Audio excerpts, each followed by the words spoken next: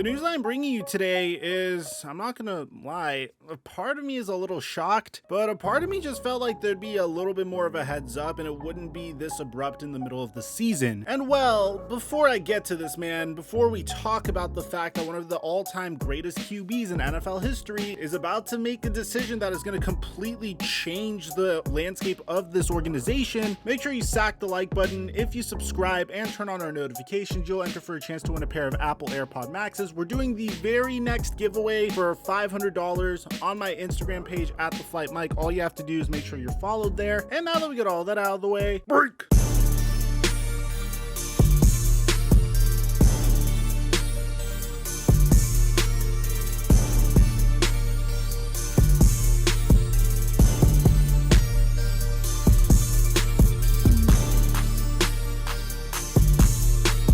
I want to give a huge shout out to, by far, the most instrumental beverage to my success as a content creator. Coffee, but not just any kind of coffee. Palmatier coffee. Palmatier coffee is something that I think I've never seen before, and I'm not gonna lie, I didn't expect it to taste this good or smack me this hard, because literally all Palmatier coffee is frozen coffee that you pour hot water over to make yourself a new variation of revolutionary coffee that is going to make your life significantly better. But the thing that blew my mind is once I was drinking the coffee, it tasted significantly better than any coffee I'd already had. I gave it to my family members, they love it as well, and as a result, when I moved to my new place, I don't think I'm getting a coffee machine, man. All you have to do is take out one of the frozen capsules, put it in a glass, and then pour boiling hot water over it. It literally takes you about 15 to 20 seconds to do it, there's no mess, and it tastes better than any cup of coffee I would have made myself. And I love it so much that I'm literally drinking it in between my videos. It also really helps because I'm currently trying to lose weight and I'm doing intermittent fasting, and I usually hate the taste of black coffee. And probably the most important part to me is I was drinking cold brew prior to Palmatier coffee, but the acidity of this coffee is so freaking low that I could have it on an empty stomach without having to worry about irritating my stomach, especially because I like having coffee on an empty stomach to help with the intermittent fasting. So if you're someone that's spending $6 to $8 a day on an inferior cup of coffee from your local coffee corporation, you know who you are, and you want to bring that $6 a day purchase to about $2 a day while improving the quality of your coffee and to save yourself time as well, then try out Palmatier coffee. My link in the description down below will give you $20 off of your first purchase. They offer free shipping, and I highly recommend you try it because this cup of coffee changed my life.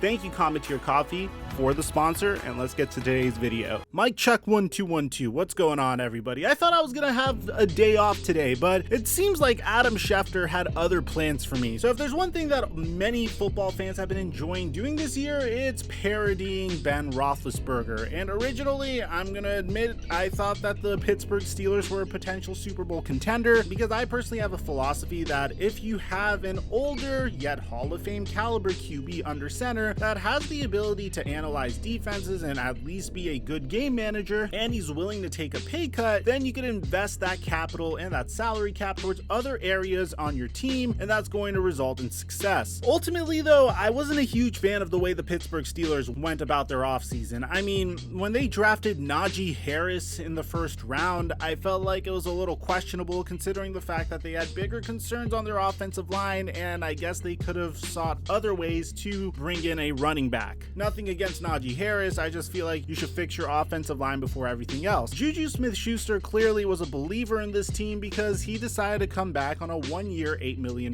contract. Mike Tomlin was clearly a believer in this team, and of course, the Pittsburgh Steelers had a very long conversation with Ben Roethlisberger, and ultimately he decided to sign a one-year $10 million contract because he didn't want to go out the way he did last year when he lost to the Cleveland Browns in one of the most shocking losses I think I've ever seen any team ever have. But in the case of Ben Roethlisberger this year, he just has not looked good. And honestly, even his former teammates are coming out and saying that he doesn't look good. Like you have Ryan Shazier and Ryan Clark coming out and saying that they think Ben Roethlisberger is done. I mean, take a look at what he says here. Sometimes the game will tell you when it's time, and I love Ben, but I think next year may be time for him to step away from the game. Now, Ben Roethlisberger is currently currently 39 years old. He ranks 21st amongst NFL QBs in QB rating, 24th in total QBR, and 26th in yards per attempt this season. The Steelers have 2 losses over the past month, but they also tied with the worst team in the NFL that has yet to win a single game in the Detroit Lions. But prior to that, they got destroyed by the Cincinnati Bengals 41-10. And if you think that's a little harsh, take a look at what Ryan Clark says here. I think it's hard to bench a legend. I think that's a very difficult thing to do. We saw that happen in New York with someone drafted in the same draft class in Eli Manning. I owe my Super Bowl ring to Ben Roethlisberger.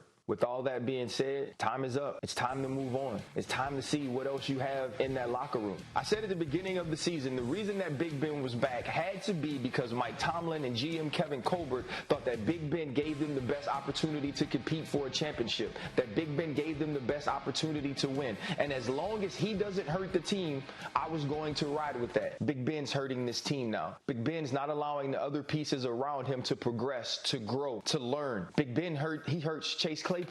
He hurts Deontay Johnson. He hurts Najee Harris. He hurts the Pittsburgh Steelers offense as a whole. And if you don't have something better in Mason Rudolph, if you don't have something better in Dwayne Haskins, then it's your fault, Pittsburgh Steelers. That's your fault for starting this season with the quarterback room looking the way it is. But for what it is right now, Big Ben can't take you to a Super Bowl. Big Ben can't help this team be better. Big Ben can no longer help the people around him grow. It's time for Big Ben to take a seat. And to be honest, I feel like Steelers fans and everyone just got that idea. It's really funny because you look at players like Tom Brady who have gone the extra mile to make sure that they're in peak fitness condition, that does a very unique diet in addition to other things, and puts himself in a specific situation so he could compete until his age 44 season. And then you see the wheels fall off of Ben Roethlisberger, who's like 39 years old, and I guess the standard has been increased for him because I guess people expect this guy to be able to magically play until he's 44 years old, and I think that's an unfair standard for him. So if you want to look at his stats, like his basic statistics this past year, it doesn't look that bad. He's completed 64.6% of his completions for 2,522 yards, 14 touchdowns, and 6 interceptions. But I think a huge reason why he decided to come back is the fact that the Pittsburgh Steelers didn't really have a contingency plan in place if he was to retire. Which brings us to the entire reason we're making this video. It's the fact that according to Adam Schefter, Ben Roethlisberger has privately told some of his former teammates and some within the organization that he expects this to be his final season playing quarterback for the Steelers, league sources told ESPN. Now, I know what you guys might be thinking. Mike,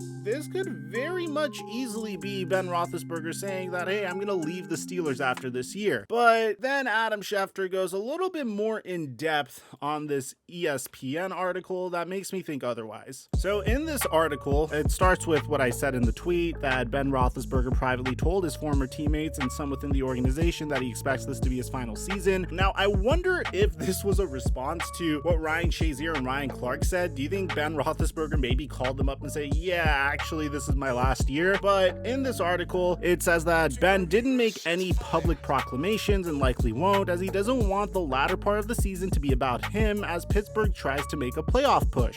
Which is kind of funny because if you remember, Ray Lewis was in a very similar situation in his final year, and right before the Baltimore Ravens made their playoff run, he announced to the entire locker room, hey man, this is my last ride, let's try to win a Super Bowl for me. And he ended up winning a Super Bowl. That was like a storyline during the 2013 NFL playoffs. It's really important to note that Ben Roethlisberger has told many that he would never want to play anywhere other than Pittsburgh, where his time is coming to an end. It doesn't mean he couldn't surface next season in another NFL city, but that is highly unlikely, and that would mean this is expected to cap the career of one of the Steelers' all-time greatest players. Roethlisberger will leave the franchise with more wins, touchdown passes, and passing yards than any quarterback in Steelers history. Now, the fact that this is expected to be the final NFL season for the 6-time Pro Bowler does not come as a surprise to many around the organization. They felt that last season could have been Roethlisberger's last, and in a way, the team even seemed to prepare for that, turning over much of its roster on the offensive side of the football this season and already transitioning to the future there. The Steelers have on average the youngest offensive roster in the league, with rookies manning the center and left tackle positions, and at running back quarterback and at tight end. Pittsburgh has begun to move ahead at the other offensive positions, just not the quarterback. So the only bad part about this situation is this is a really bad time for Ben Roethlisberger to retire. I mean, if you're the Pittsburgh Steelers, where do you go from here?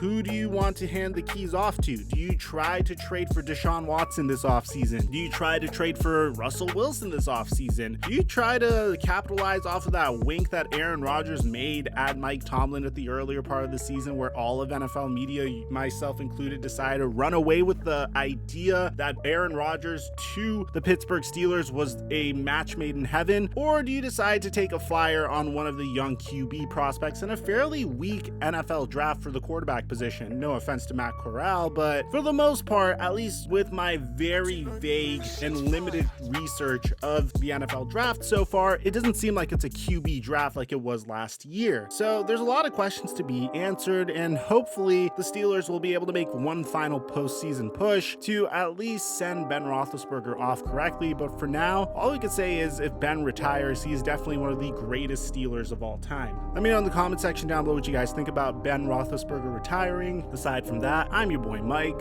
and I'm dropping our mic until our next upload.